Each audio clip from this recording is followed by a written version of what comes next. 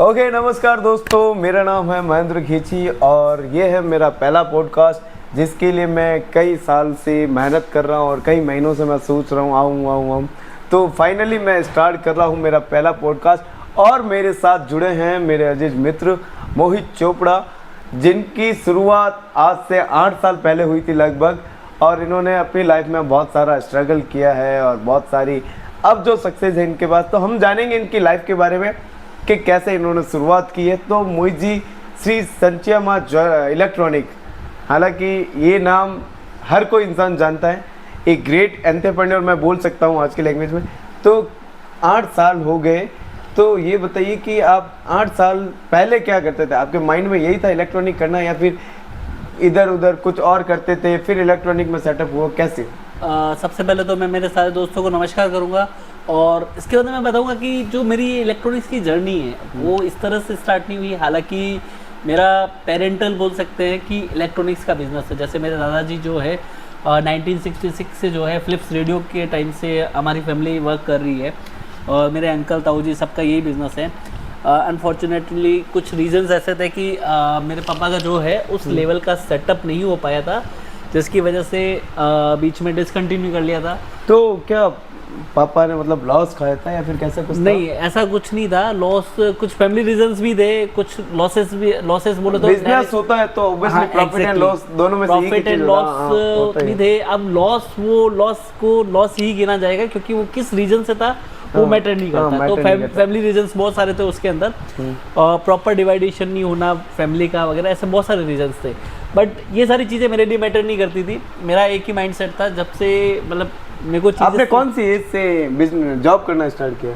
मैंने मेरी first job सिर्फ एक मोबाइल फ़ोन का शौक था, जब नए नए आए थे फ़ोन।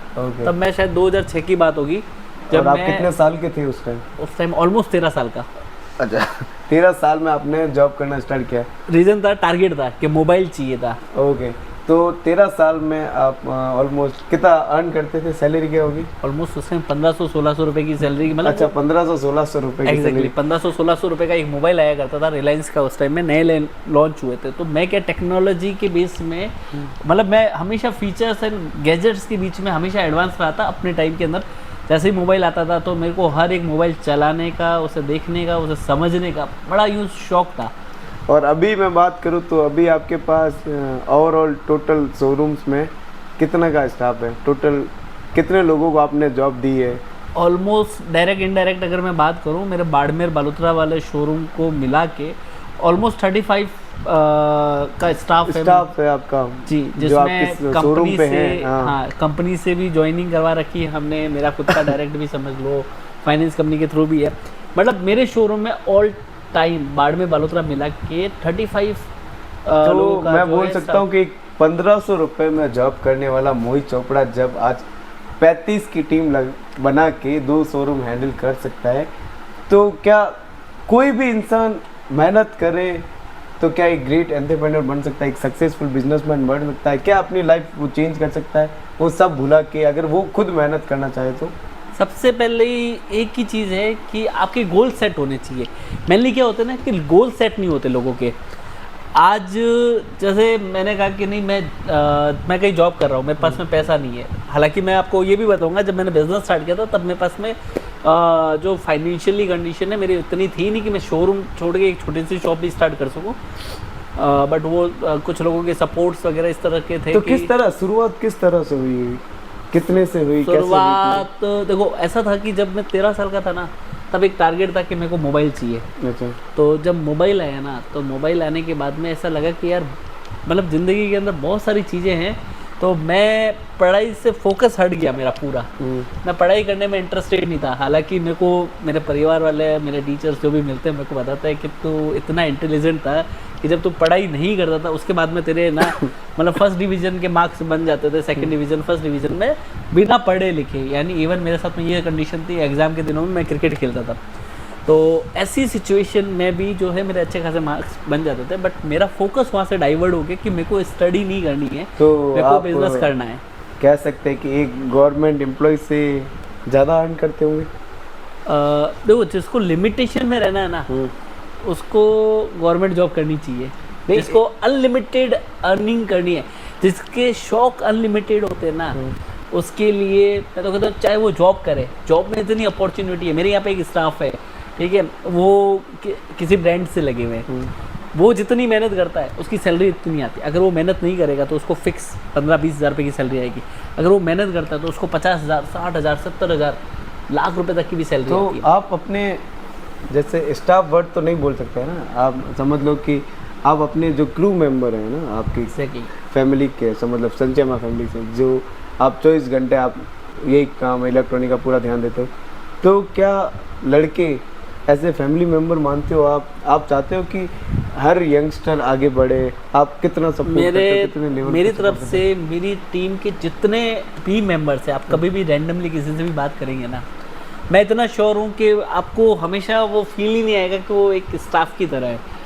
सबको उस तरीके से ट्रीट किया जाता है कि लाइक वो मेरा ब्रदर है। सबको इतनी ऑथोरिटी होती है कि जैसे मेरे छोटे वाले भाई को है, वैसे की वैसी सबके लिए ऑथोरिटी रहती है। सारे डिसीजंस जो है कस्टमर से डील करने के टाइम में, उन्हें प्राइसिंग देने के लिए या उन्हें किसी और तरह के सपोर्ट के लिए, मतलब सारे टाइप के जो सपोर्ट्स है वो उनके लिए अवेलेबल रहते हैं। उनको एज अ ब्रदर ट्रीट किया जाता है, ना कि उनको जो है एज अ स्टाफ ट्रीट किया जाता है। ओके, ये तो बहुत अच्छी बात है कि जब एक यंगस्टर ऑनर हो तो ऑब्वियसली वो एक यंग थॉट रखता होगा। तो ऐसा भी सुना है कि आपके यहाँ जो काफ़ी टाइम से लड़के लगे हैं, वो उन्होंने खुद का भी सेल्फ बिजनेस स्टार्ट किया है, क्योंकि बिकॉज ऑफ वो आपसे काम सीखे। और जो आपसे काम सीखता है, मैंने सुना है कि वो कहीं नहीं अटकता, हिंदुस्तान पूरे में कहीं जाके जॉब करेगा, थोड़ा बिजनेस करेगा खुद का, तो कहीं नहीं हटेगा।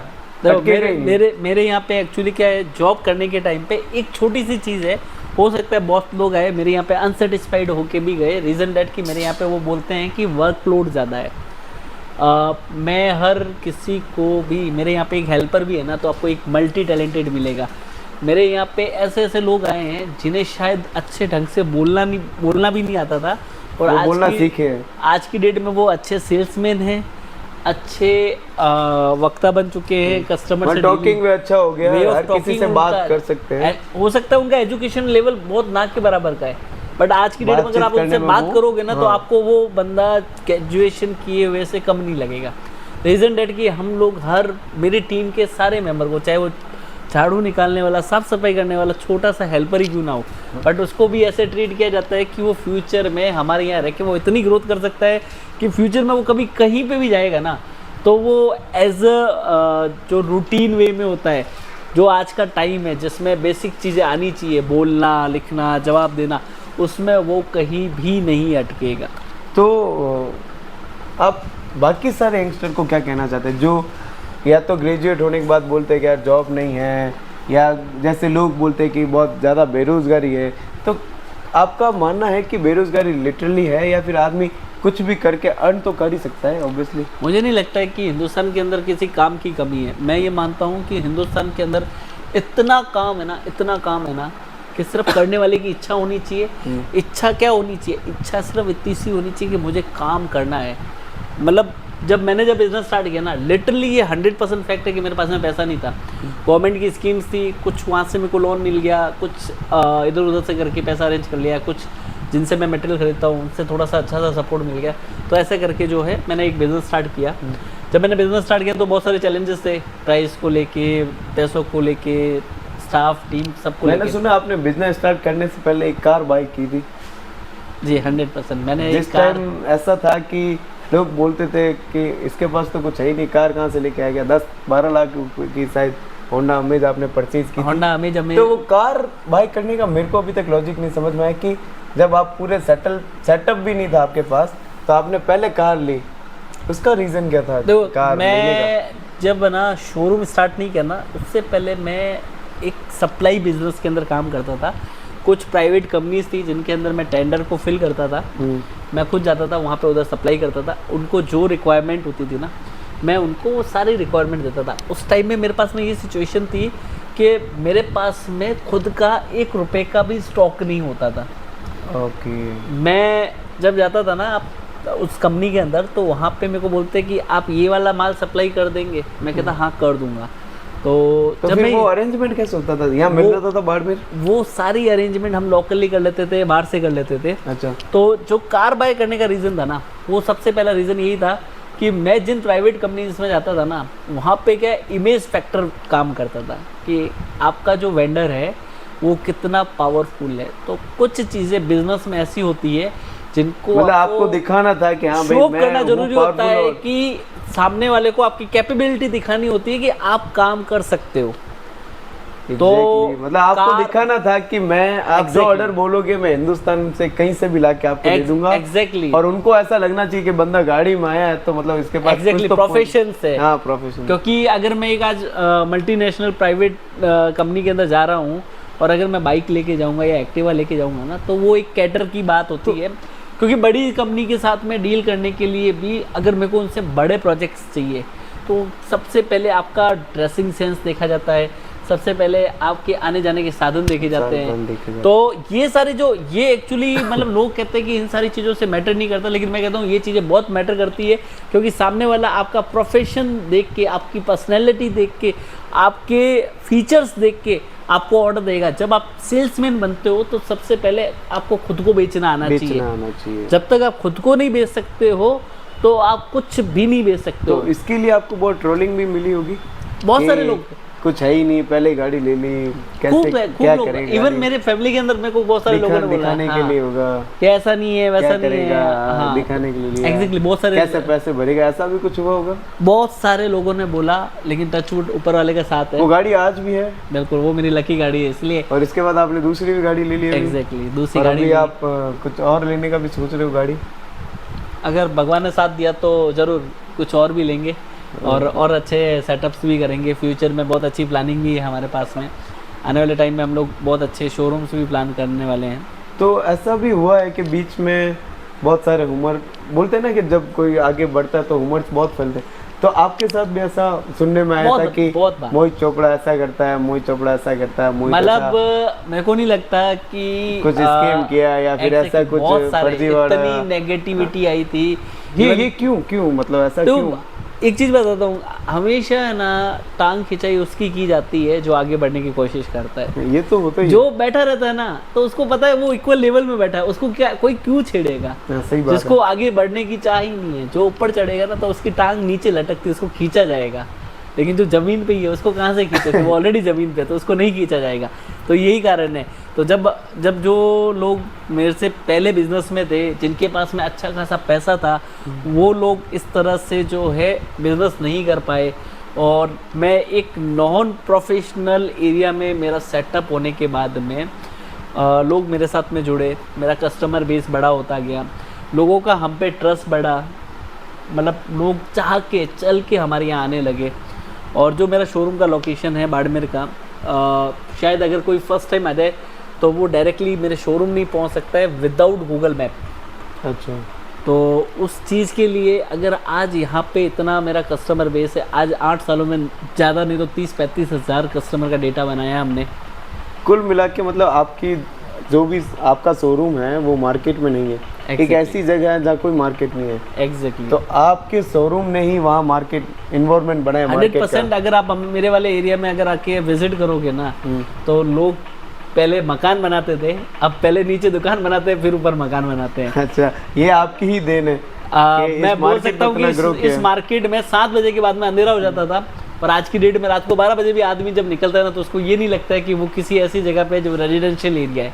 तो आप जैसे एक अच्छे बिजनेसमैन हैं, उसके साथ साथ आपको क्या लगता है कि हेल्थ रिगार्डिंग और स्पिरिचुअलिटी के लिए, मतलब भक्ति भाव के लिए भी आदमी को टाइम निकालना चाहिए, या पूरा ऐसा क्योंकि बहुत सारे लोग ऐसा होता है कि बिजनेस के चक्कर में ना पीछे लाइफ भूल जाते हैं। Exactly. अनहेल्थी खाना, अनहेल्थी मतलब टाइम नहीं निकालना खाने के लिए। एग्जैक्टली मैं एग्री करता हूँ, और वो मेरे साथ में भी वो चीज़ें हुई है जिसकी वजह से ये मेरा फैट है।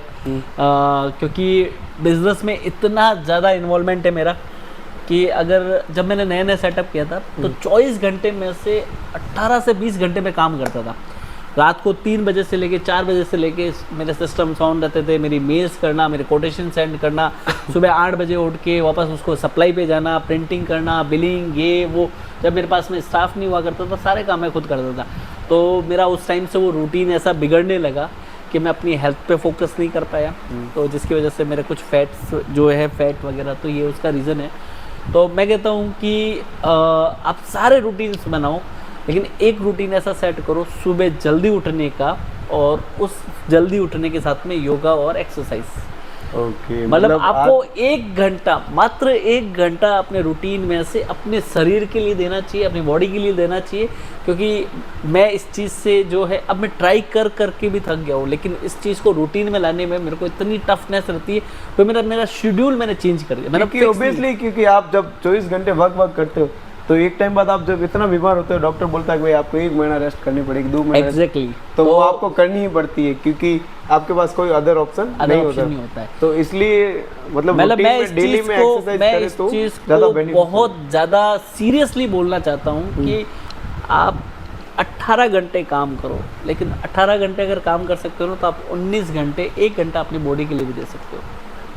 वो 18 घंटे का क्या सीन है? मतलब 18 घंटे, लोग तो बोलते हैं 6 घंटे की जॉब भी करते हैं, बहुत सारे, मैं भी करता हूँ। तो साइंस कहती है 6 घंटे से ज़्यादा सोना नहीं चाहिए। 8 घंटे का भी बोलते हैं, 6 से 7 घंटे से ज़्यादा सोना नहीं चाहिए। हमारे देश के प्रधानमंत्री 6 घंटे सोते हैं। एग्जैक्टली, ठीक है, और आज उन्होंने अपना शेड्यूल ऐसा सेट कर रखा है ना, मुझे नहीं लगता कि उनके बराबर का कोई एक्टिव इंसान इस पूरे हिंदुस्तान में आप निकाल के बता दो। बहुत लिमिटेड, बहुत मतलब हर जगह जाना, बहुत सारी, इतनी ट्रैवलिंग, हर जगह प्रेजेंट रहना, हर जगह प्रेजेंट रहना, इस एज में वो बहुत बड़ी बात है। एग्जैक्टली, क्योंकि वो योगा को प्रमोट भी करते हैं, जिस तरह से वो उनका शेड्यूल है वैसे उठना, प्राणायाम करना। तो उन्होंने क्या कर रखा है, उन्होंने अपने रूटीन को इतना फिक्स कर रखा है कि उनको वो 1 घंटा अपनी बॉडी के लिए देना तो देना ही देना। तो उनकी आज जो एज है ना, उस एज में अगर वो इतना एक्टिव है ना, उसका रीज़न क्या है?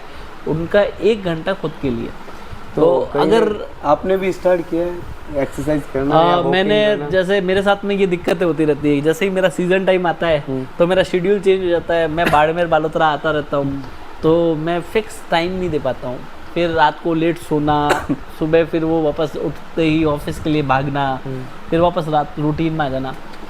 बट मेरा ये पूरी कोशिश है मेरे लिए कि मैं इसको जो है जल्दी से जल्दी, मतलब अपने रूटीन में अडॉप्ट कर दूंगा कि मैं आने वाले टाइम में मैं 1 घंटा अपनी बॉडी के लिए देने वाला हूँ। और मैं एक खुद के लिए चैलेंज लेके चलूँगा कि 90 डेज में मैं अपनी बॉडी को पूरा फिट करके रहूँ। ओह वेल डन।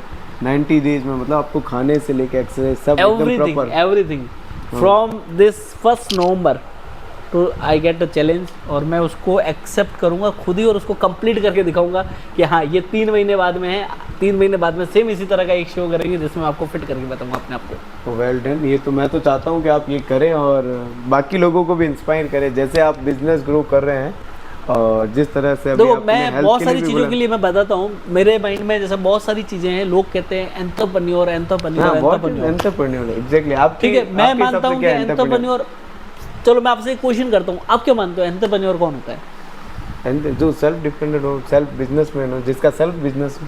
ठीक है, आज जो कहीं से भी शुरुआत करे, छोटी से छोटी या बड़ी से बड़ी। मैं कहता हूँ कि जब आपकी खुद की चॉइस से, आपकी खुद की चॉइस से, आपकी खुद की मेंटेलिटी से, आपके खुद के ओन डिसीजन से जो प्रोडक्ट बेचा जाता है या जो प्रोडक्ट खरीदा जाता है ना, उसे एंटरप्रेन्योर कहते हैं। ठीक है, ठीक है। आजकल बहुत सारे वीडियोस चलते हैं सोशल मीडिया पे, आपने देखे होंगे बहुत सारे वीडियोस चलते हैं जिसमें एंटरप्रेन्योर के नेटवर्क मार्केटिंग को एंटरप्रेन्योर कहा जाता है। बहुत बड़ा वो चीज हो गया। आप प्रूफ करके बता सकते हो, जो इतने बड़े बड़े मोटिवेशनल स्पीकर्स है ना, वो भी एंटरप्रेन्योर नहीं है, वो भी एक जॉब करने वाले, कुछ उनका एक क्राइटेरिया है। क्या है? मैं 4 घंटे स्पीच दूंगा, मैं 4 घंटे का आपसे पैसा लूंगा। एग्जैक्टली। तो मतलब मैं आपको पैसा दूंगा तो आपको वो लाइन बोलनी है जो मैं आपसे बुलवाना चाहता हूँ। हाँ, तो वो एंटरप्रेन्योर हो। आप एंटरप्रेन्योर कहाँ से हो गए? वो तो लेकिन मैं बोलूंगा आपको कि मैं आपको 5 लाख दे रहा हूँ, आपको ये बोलना चाहता हूँ, तो आप एंटरप्रेन्योर नहीं हुए। तो जो बड़े बड़े स्पीच देने वाले लोग हैं, इतने फ्रेम जिन्होंने क्रिएट कर दी है नेटवर्क मार्केटिंग के लिए, नेटवर्क मार्केटिंग में क्या आप अपनी चॉइस का प्रोडक्ट बेचोगे? नहीं बेचोगे ना। आप किसका प्रोडक्ट बेचोगे? कंपनी का ना। तो आपने जॉब ही तो की है। और मैं बताता हूँ कि उस जॉब करने के लिए आपने क्या खोया? आपने अपना, मैं कहता हूँ कि जैसे मेरे यहाँ पे काम करने वाला एक भी मेरा भाई, वो ये घर जाके उसको कोई टेंशन नहीं कि कल सुबह मेरा माल नहीं बिका तो मेरे साथ में पैसा नहीं आएगा। उसकी एक फिक्स इनकम है, उसको पता है कि मेरे घर में 10,000 रुपये सैलरी आती है, तो मेरे को 10,000 रुपये कैसे यूज़ करना है। ठीक है, 20,000 रुपये सैलरी आती है, कैसे यूज करना है? नेटवर्क मार्केटिंग वाले के पास में अगर वो 2 दिन बीमार हो जाएगा ना, तो उसके पास में 2 दिन का पैसा नहीं आएगा। एग्जैक्टली। और तो वो कहीं पे भी जॉब करने वाला, फिक्स सैलरी में जॉब करने वाला, उसका वो फिक्स तो है। प्लस आज की डेट में किसने का ऑप्शन नहीं है। मैं कहता हूँ कि आज मेरे यहाँ पे सोनी से, एलजी से, सैमसंग से, वर्लपूल से जितने भी ISD लगे हुए हैं, उनकी फिक्स सैलरी तो है। उसके बाद में अगर वो अपने एक्स्ट्रा एफर्ट्स लगाते, इंसेंटिव है ना, हम लोग शोरूम से इंसेंटिव चलाते हैं, हम लोगों ने महीने का टारगेट दिया, फ्रिज वैसे भी बेचना है उसको, सही बात। वो रूटीन के लिए आ रहा है, फ्रिज बेचेगा, वॉशिंग मशीन बेचेगा, टीवी बेचेगा। अगर वो अपने एक्स्ट्रा एफर्ट्स लगा के तो सेल को इंक्रीज करता, तो उस पर भी तो उसको पैसा मिल रहा है। More than relaxation as a network marketing. Network marketing वाले का प्रेशर कितना है, वो 200 की स्पीड से उन पे प्रेशर बना के रखते हैं। हाँ, 10 जोड़ो, 20 जोड़ो, 50 जोड़ो, 100 ठीक है, जोड़ो। आप घर घर जाओगे, दिन रात मेहनत करोगे, कितना पैसा। अगर मैं कहता हूँ ऐसा कौन सा फील्ड उठा के देख लो, मैं तो कहता हूँ आप खुद की चाय की होटल लगाओगे ना, जितनी मेहनत आप नेटवर्क मार्केटिंग में करते हो ना, उससे ज्यादा मेहनत अगर आप खुद की चाय की होटल में लगाओगे ना, तो नेटवर्क मार्केटिंग से 4 गुना पैसा ज्यादा बना दोगे। तो मैं कभी भी नेटवर्क मार्केटिंग वाले पोर्टफोलियो को प्रेफर नहीं करता एज अ सेल्फ एंटरप्रेन्योर। आप कह रहे हो कि मैं जॉब करता हूँ, देन आप नेटवर्क मार्केटिंग कीजिए ना, क्या है, जॉब ही तो है। मैंने आपको सैलरी नहीं बता के, मैंने आपको डायरेक्ट इंसेंटिव दे दिया। मैंने कहा कि आप मेरे से 10 लोग जोड़ोगे, मेरा 10 लोग जोड़ने पे आपकी मेरी मेंबरशिप है, आपने वो ली, उस पर प्रोडक्ट दिया मैंने, आपने 10 लोग जोड़े। आपको 10 लोग जोड़ने में कॉमनली हर आदमी को 10 से 12 दिन लगते हैं। ऑब्वियसली 10 से 12 दिन मिनिमम लगते हैं। एक दिन में अगर वो 10, 20, 50 लोगों से बात करेगा तो एक आधा जुड़ता है। ठीक, तो एक आधा जुड़ता है। 10 लोगों के अंदर 10 जने को जोड़ा, ठीक है। और तो मैंने आपको एक वॉशिंग मशीन गिफ्ट कर दी, ठीक है। अब आपको वॉशिंग मशीन की कॉस्ट क्या, 7-8 हज़ार रुपये, यानी आपकी सैलरी क्या होगी, 24,000 रुपये। आपने एक्स्ट्रा एफर्ट्स लगा दिए, 24 के कितने हो जाएंगे, 40,000 हो जाएंगे। ये कहीं सेम चीज़ मेरे यहाँ पे एक एक्सपीरियंस, अगर सेल्समैन है तो कंपनी उसे 20 से 22,000 रुपये सैलरी देती है। अगर वो ज़्यादा एफर्ट्स लगाता है, उसको 10,000 रुपये तक का, 12,000 रुपये तक का इंसेंटिव देती है। मोबाइल कंपनियाँ 25 से 30,000 रुपये सैलरी देती है, 20-25,000 रुपये का इंसेंटिव देती है। तो जिस हिसाब से आप बता रहे हैं, तो अभी दिवाली आने वाली है, तो जो 3 साल, 4 साल, 5 साल से लगे, तो एक फिगर आप बता सकते हैं मंथली कितना कमा लेगा वो? मेरे यहाँ पे ऐसे ऐसे बंदे हैं जिनके 1-1 लाख रुपए तक की सैलरी आती है कंपनी से। हाँ, मैंने सुना सैलरी भी आती है, प्लस टूर भी मिलता है आउट ऑफ इंडिया, फॉरेन जाने का। मेरे यहाँ पे काफ़ी सारे मेरे भाई बंधु थे जो हमारे साथ में जुड़े हुए थे, जो कोरिया जाके आए। हमारे कोरिया जाके आपका स्टाफ है ना, आपका ही एक क्रू मेंबर है जो कोरिया जाके आया। कोरिया जाके आया, जिसने ज़िंदगी में कभी पासपोर्ट नहीं बनवाया था। हाँ, मतलब देखा जाए तो वो कभी इंडिया में भी कोई बड़ी मेट्रो सिटी नहीं गया होगा। एग्जैक्टली, और वो कोरिया जाके आया। कोरिया जाके आया। तो ऐसे बहुत सारे आते हैं प्लान। अभी हम जैसे हमारे पास में अभी रिसेंटली गोवा जाके आया मेरे साथ में, HDB से मेरा एक जो है भाई था, स्टाफ आपके भाई। हाँ, तो वो लेके गया, तो वो अभी गोवा जाके आया। इसी तरह मेरे और जो है हायर से मेरा भाई है, वो आने वाले टाइम में मलेशिया जाने वाला है। तो इस तरह से जो है आउट ऑफ इंडिया के भी बहुत प्लान्स है। मैं कहता हूँ तो वो सबसे मेन मोटिव है ना, एंटरप्रेन्योर कहीं कंपलसरी नहीं है, कहीं नहीं लिखा हुआ है कि आपको एंटरप्रेन्योर बनने से ही आपको सक्सेस मिलेगी।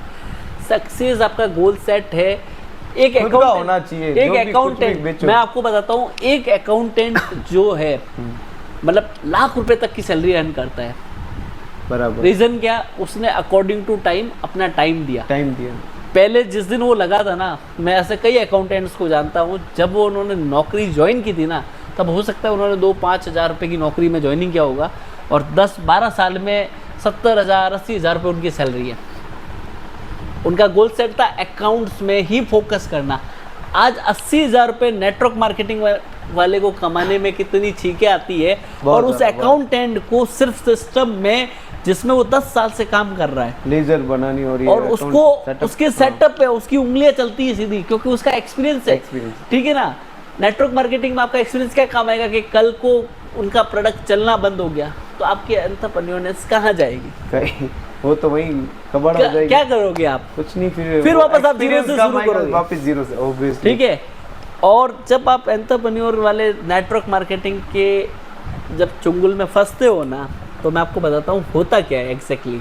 तो इसमें एग्जैक्टली एक आपकी बात काटूंगा, नेटवर्क मार्केटिंग में मैंने जहाँ तक देखा है कि कोई बिजनेसमैन कभी नहीं जुड़ता वही है जो कुछ भी नहीं करता। क्योंकि Obviously, क्या ऐसा ही होता है या फिर एग्जैक्टली आपने एकदम सही बात पकड़ी है। पकड़ा किसे जाता है? जिसकी, देखो मुझे पता है कि आपको नीड है पैसों की। ना, मैं अगर आपको सपने दिखाऊंगा बड़े बड़े, आपको इतना इजी बताऊंगा मेरे काम को कि ये आदमी तो हर कोई कर लेता है, सही बात, आपको क्या लगेगा यार यही है, सबसे इजी काम है और क्या करना है? बाउंडेशन नहीं है कि कोई ऑफिस Foundation जाना नहीं, कहीं बैठना नहीं। अरे ऑफिस कैसे नहीं जाना है? आप सोचोगे अगर काम नहीं करोगे आपके पास पैसा कहाँ से आएगा? वो तो वही तो बोल रहा हूँ, आपको पहले तो बोलेंगे आपको सूट पहनना है एग्जैक्टली। और आपको मार्केट घूमना है। नहीं, एक होता है ना कि शायद ऐसा होता होगा, मुझे नहीं आइडिया, मैं आपसे पूछना चाहता हूँ कि एक होता है कि जैसे अभी आपको सुबह 9-10 बजे आना है, शाम को आपको 8 बजे फ्री है ना, तो वो आदमी को रहता है कि यार अभी 9-10 बजे से 8 बजे तक यहाँ। और मार्केटिंग में क्या होता है कि नेटवर्क मार्केटिंग में कि आपको आना जाना कहीं नहीं है, आप एक आधा घंटा ऑफिस गए, कहीं भी किसी ने ऑफिस खोली हुई वहाँ गए और आपने आपको उन्होंने प्लान समझाया और फिर आप मार्केट घूम रहे हो, चलते फिरते किसी से भी बात करो, ऐसा कुछ है। एग्जैक्टली नेटवर्क मार्केटिंग का मतलब यही होता है, आपको टारगेट दिए जाते हैं। तो अभी जो 10 से 8 बजे तक जो बंदा आ रहा है ना, मेरे पास में काम नहीं भी होगा ना तो उसका पैसा पूरा है। भले वो यहाँ आके दिन भर उसने मोबाइल चलाया, फ़ोन पे बातें की, मेरा ऑफ सीजन चल रहा है, कस्टमर नहीं है, लेकिन उसका पैसा तो फिक्स है। फिक्स है, उसको तो किसी तरह का कोई लॉसेस नहीं है ना। लॉसेस नहीं, कहीं जाना नहीं, किसी के घर जाना नहीं, प्रोडक्ट किसी बेचने, को कुछ बोलना नहीं है, किसी तरह का प्रेशर नहीं है, उसके जो खर्चे हैं उसकी सैलरी से लिंक है, यानी उसको किसी तरह की कोई कटौती नहीं होनी है। अब क्या हुआ, नेटवर्क मार्केटिंग वाला जो भी बंदा है उसको अगर बोला जाए कि तू आज तो काम कर ही मत, तो उसको काम नहीं करने में क्या पैसा मिलेगा? क्या नहीं मिलेगा, नहीं मिलेगा। उसको तो काम करना ही पड़ेगा, काम करना उसको ही तो फिक्स बोल देना कि आप 10 जोड़ो, 20 जोड़ो, 50 जोड़ो, 100 जोड़ो, 1000 जोड़ो, तो इतना कमाओगे। आप 10,000 जोड़ोगे तो लाख कमाओगे। वो जितना इजी प्लान बताते तो वो हैं ना, एक इमेजिनरी दुनिया में डाल देते हैं कि आप इतना करो। एग्जैक्टली बड़े बड़े ड्रीम्स दिखा के, बड़ी बड़ी कारें दिखा के, बड़े बड़े बंगले दिखा के, वो लोग सिर्फ क्या करते हैं, जो लोग आपको ये सारी चीज़ें बताते हैं, जितने इंस्टा फेसबुक पे आप जितने मोटिवेशनल स्पीकर सुनोगे ना, वो लोग खुद एंटरप्रेन्योर नहीं है। वो लोग खुद क्या करते हैं, किसी के दिए हुए पैसों से आपको स्पीच ही तो दे रहे हैं। सही है। क्यों वो कि अगर वो एंटरप्रेन्योर है, आज मैं जैसे प्राउडली कहता हूँ कि मेरा शोरूम है श्री सच्चिदानंद इलेक्ट्रॉनिक्स। आप इलेक्ट्रॉनिक्स में डील करते हो? मैं इलेक्ट्रॉनिक्स में डील करता हूँ, मैं मल्टी ब्रांड्स प्रोडक्ट बेचता हूँ, मेरा ये शोरूम है, मेरा ये ऑफिस है, मेरे ब्रांड से लोग खरीदते हैं। मैं बेचता हायर हूँगा, मैं बेचता LG हूँगा, सैमसंग हूँगा, वर्लपूल हूँगा, लेकिन लोग हायर से खरीदने नहीं जाते ना, वो खरीदने मेरी ब्रांड वैल्यू पे आते हैं, मेरे शोरूम पे विजिट करते हैं, हमारे द्वारा सजेस्ट करने पे वो लेके जाते हैं। तो ब्रांड इमेज कौन सी हुई, मतलब इतने बड़े मल्टीनेशनल ब्रांड्स भी हमारे बिना अधूरे हैं। ट्रस्ट बोलते हैं ना, कस्टमर ट्रस्ट। एंटरप्रेन्योरशिप क्या होती है कि आपके जो ब्रांड्स है, बड़े से बड़ा ब्रांड है, वो आपसे बड़ा ब्रांड नहीं होना चाहिए। मतलब कस्टमर आता है तो ट्रस्ट करता है कि भाई जो मोहित भाई बोलेंगे वो ही ले जाना है। Exactly. मतलब क्योंकि वो उनको ज़्यादा नॉलेज है, वो सही देंगे। Exactly. तो आपका कस्टमर बेस तो यहाँ बहुत है, और हालांकि अभी आप ऑनलाइन भी बहुत ज़्यादा चर्चा में है, इंस्टाग्राम, फेसबुक, है ना, तो ऑनलाइन और ऑफलाइन में क्या फ़र्क आया बिजनेस में आपको? तो क्या है ना कि मैं हमेशा ट्रेंड के हिसाब से चलता हूँ। हम लोग हर बार कुछ नया करने की कोशिश करते हैं। मैं ऑनलाइन आज से नहीं कर रहा हूँ, बट ये है कि ट्रोल मेरे आईडीज़ वगैरह जो है वो अभी होने लगी है, ट्रेंडिंग में अभी आने लगी है, या फिर मैं यूँ कहूँ कि उस पर फोकस भी हमारा अभी ज़्यादा होने लगा है as compare to last few जितने भी ईयर्स से हम लोग कर रहे हैं। आपने मतलब इतने सालों से कभी नहीं सोचा ऑनलाइन जाए? अभी आप फ्री थे तो शायद ऐसा कुछ हुआ? हमने कुछ ऐसा प्लान किया, हमने कुछ ऐसा प्लान किया। देखो ट्रेंडिंग जो होता है ना उसको फॉलो करना चाहिए। वीडियोस फोटोज हम लोग पहले ही बनाते थे। गिफ्टिंग मैं आज से नहीं कर रहा हूँ, मैं 2016 से गिफ्टिंग कर रहा हूँ। एग्जैक्टली। मैं गिफ्टिंग देखा मैंने, आप मेरे फेसबुक पेज पे जाके 2016 2015 से जब से मैंने शोरूम स्टार्ट किया ना, तब से मेरे फोटोज अपलोड है। हाँ मैंने फायर लोग क्रेकर exactly, और ऐसा सब कुछ तो लोग हमें फॉलो करते हैं, हम लोगों को फॉलो नहीं करते हाँ हैं। मतलब कोई अगर मैं जेन्युइन मानूँ ना, तो मैं कहीं अगर कुछ खरीदने जाऊँ तो मुझे इतना वो नहीं था, मेरे को बस गया, मैं प्रोडक्ट दिखाया कि सर ये इतने इतने बस। और जब मैं आपके शोरूम में विजिट किया तो पानी पिलाया गया, बोला सर चाय पियोगे कॉफ़ी पियोगे। तो एक बार तो मुझे ऐसा लगा कि मैं कोई शोरूम नहीं आया हूँ, मैं किसी के यहाँ आया हूँ मिलने। मतलब कोई अननोन जैसा बिहेव था ही नहीं कि सर क्या लेना है, हाँ ये इतने में पड़ेगा सर, आपको लेना है तो लो, देखो, ऐसा कुछ नहीं था। मतलब पूरा एकदम आदमी रिलैक्स होता है, चाहे लेना है चाहे नहीं लेना है, उनको मैटर ही नहीं करता आपके शोरूम में जितने भी तो आप जो चीज़ बता रहे हो ना, तो मेंबर्स हैं।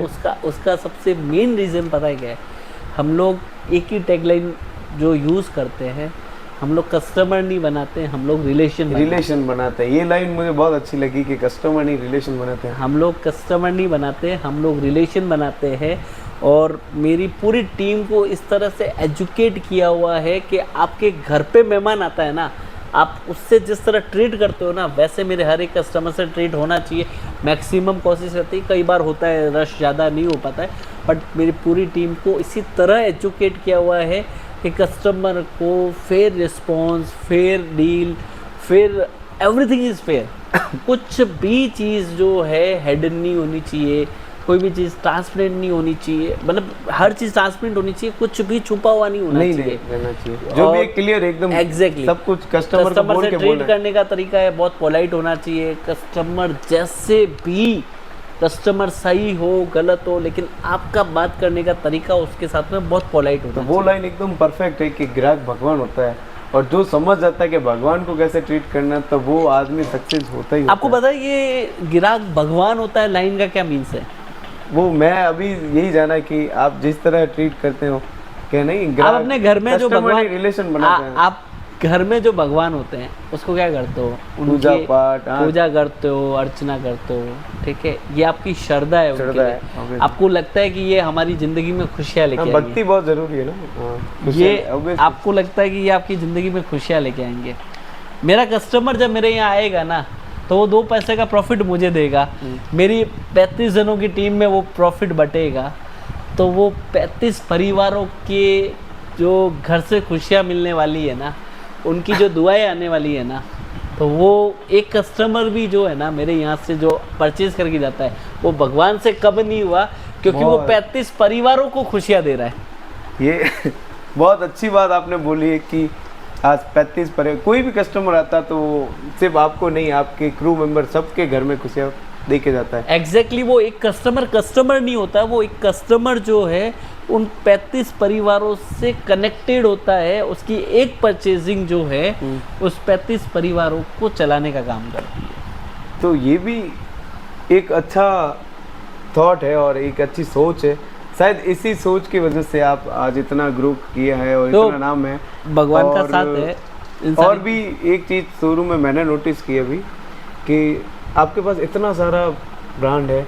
मैंने अभी तक शायद यहाँ देखा होगा, या फिर मैंने जहाँ तक पूछा कि कितने साल से आप ये रख रहे हो, तो आप 1.5 लाख 2 लाख का भी फ्रिज रख रहे हो अपने शोरूम में। क्या यहाँ बिकता है? हम लोगों ने यहाँ पे जो है 2-2 लाख 3-3 लाख रुपए के फ्रीज, 2-2 लाख 3-3 लाख के एलईडी सेल तो अभी तक का सबसे एक्सपेंसिव प्रोडक्ट कौन सा बेचा आपने? सबसे एक्सपेंसिव बाड़मेर में?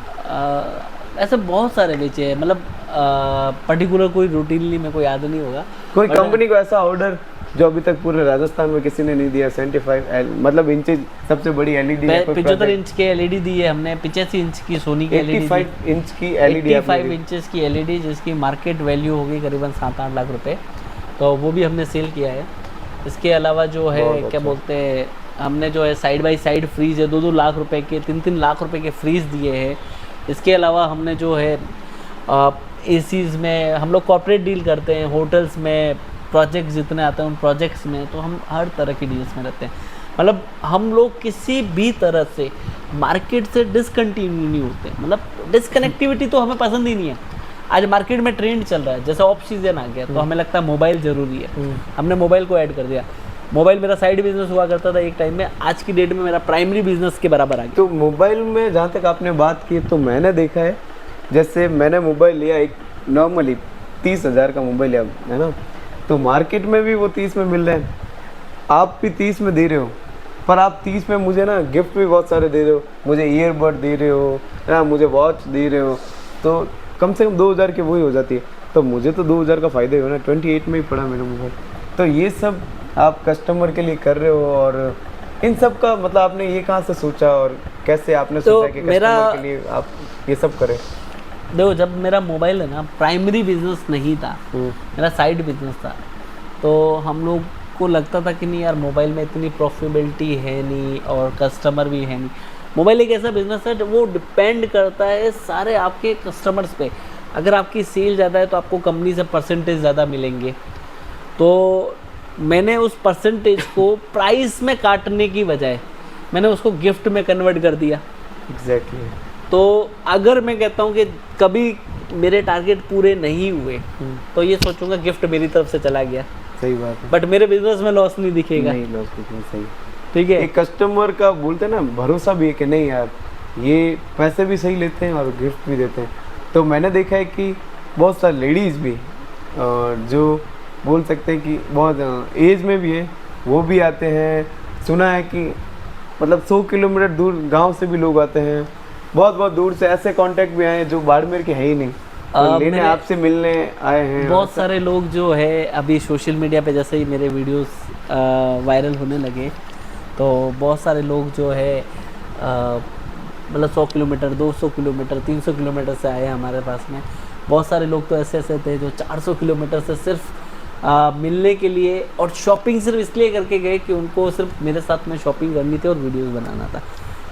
मतलब ऐसे लोग जो मतलब ये बोल सकते हैं ट्रू फॉलोवर्स या ट्रू फ्रेंड्स की तरह थे, कि जिनको नीड नहीं होने के बावजूद भी अपने घर पे अपनी मम्मी के लिए, अपने पेरेंट्स के लिए या अपने रिलेटिव्स के लिए हमारे यहाँ से परचेज़ करके छोटे मोटे प्रोडक्ट ही, चाहे एक मिक्सी परचेज़ करके लेके गए इतने दूर से आके, सिर्फ किस लिए कि मिलने के लिए आए और एक अपना वो दिखाते हैं ना कि भाई सारी चीज़ें क्या होती है। आप मेरे ट्रू फॉलोवर्स हो, आप मेरे सारे वीडियोस को लाइक शेयर सब करते हो, लेकिन अगर आप स्पेशली मेरे से मिलने के लिए आते हो और मैं कहता हूँ कि कुछ भी नहीं, आपने तो मेरे से 500 रुपये की एक आयरन भी परचेज़ की जो जिसकी आपको नीड नहीं है, दैट मीन्स कि आपने आगे बताया है मुझे कि मैं आपका ट्रू फॉलोवर्स हूँ, मैं ये प्रोडक्ट भी किस लिए लेके जा रहा हूँ कि मेरे को सिर्फ आपसे मिलना था।